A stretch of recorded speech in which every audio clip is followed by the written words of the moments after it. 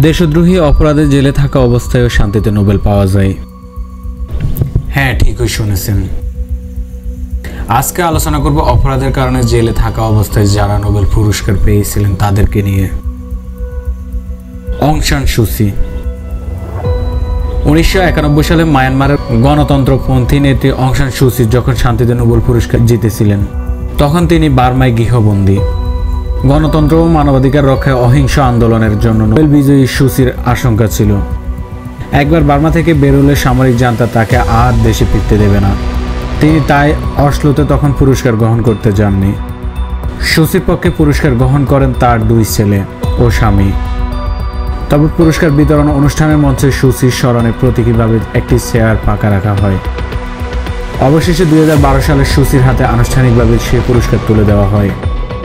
2021 সালে ফেব্রুয়ারিতে অভ্যুত্থানের মাধ্যমে বেসামরিক সরকারকে হটিয়ে ফের ক্ষমতা দখল করে নেয় মিয়ানমারের সেনাবাহিনী। এরপর বিভিন্ন মামলায় সু চিকে মোট 33 বছর কারাদণ্ড দেয় সামরিক আদালত। কার্ল ভন ওসিয়েৎস্কি 1935 সালে শান্তিতে নোবেল পুরস্কার লাভ করেন জার্মান সাংবাদিক ও শান্তিবাদী কার্ল ভন ওসিয়েৎস্কি। সে সময় তিনি একটি নচিবন্দি শিবিরে আটক ছিলেন। এমনকি নোবেল পুরস্কার গ্রহণ করতে অসলোতেও তিনি যেতে পারেননি।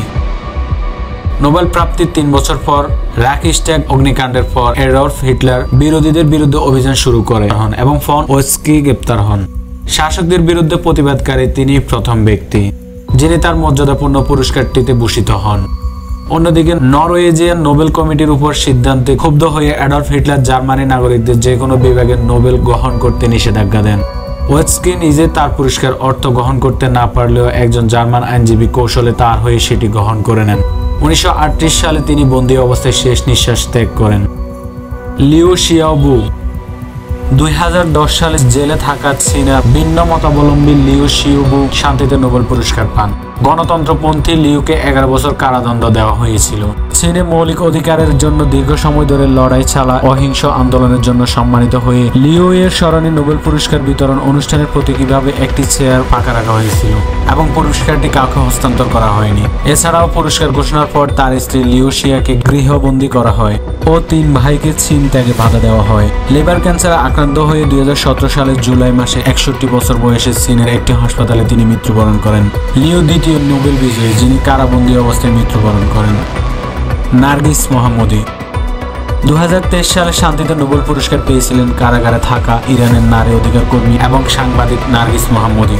নার্গিস নারীর অধিকার ও মৃত্যুদণ্ড বিলোপের ক্যাম্পেইনের সঙ্গে যুক্ত ছিলেন। তার বিরুদ্ধে অভিযোগের মধ্যে আরও রয়েছে রাষ্ট্রের বিরুদ্ধে প্রোপাগান্ডা ছড়ানো। এছাড়া 2003 সালে শান্তিতে নোবেল পুরস্কার বিজয়ী শিরিন এবাদির নেতৃত্বাধীন অলাভজনক সংস্থা defenders of human rights centre এর উপপ্রধান ছিলেন নার্গিস মোহাম্মদী। একাধিক রায়ে বর্তমানে ইরানের এভিন প্রিজনে মোট 12 বছরের কারাদণ্ড ভোগ করছেন মোহাম্মদী।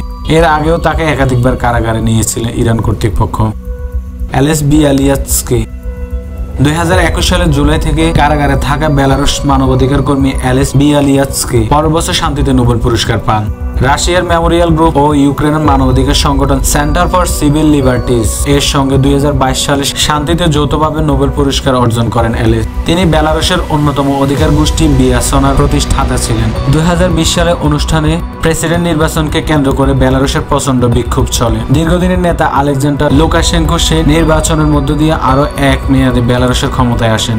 সে ক্ষোভের জের ধরে পরের বছর অ্যালেস ও তার কয়েকজন সহকর্মীকে গ্রেপ্তার করা হয়। অ্যালেসের হয়ে তার স্ত্রী নাতালিয়া পিনচুক পুরস্কারটি গ্রহণ করেন। চলতি বছরের মার্চে অ্যালেস বিয়ালিয়াৎস্কিকে 10 বছর কারাদণ্ড দেওয়া হয়। অ্যালেসের সাথে বিয়াসনার অন্যান্য সদস্যদেরও কারাগারে পাঠানো হয়।